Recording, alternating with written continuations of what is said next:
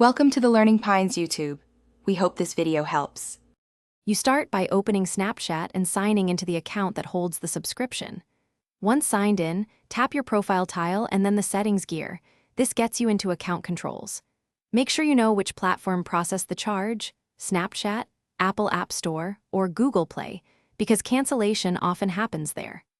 Now tap Subscriptions or Manage Subscriptions inside Settings to reveal active services. This first actionable step locates the exact subscription entry so you can proceed to cancel correctly.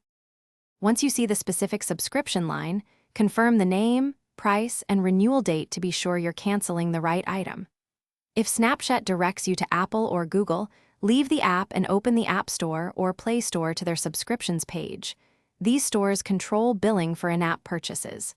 Tap the subscription, hit Cancel Subscription, and follow the confirmation prompts. Make sure to read the provider's refund and prorated policies so you understand access duration after cancellation and any possible charges. After canceling, verify the change.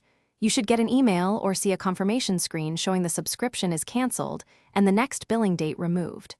Once done, return to Snapchat's subscriptions area to confirm it now lists inactive or expired. Make sure to remove saved payment methods if you want to prevent accidental renewals. If cancellation fails, sign out and back in, clear the app cache, or open the App Store or Google Play support and request help.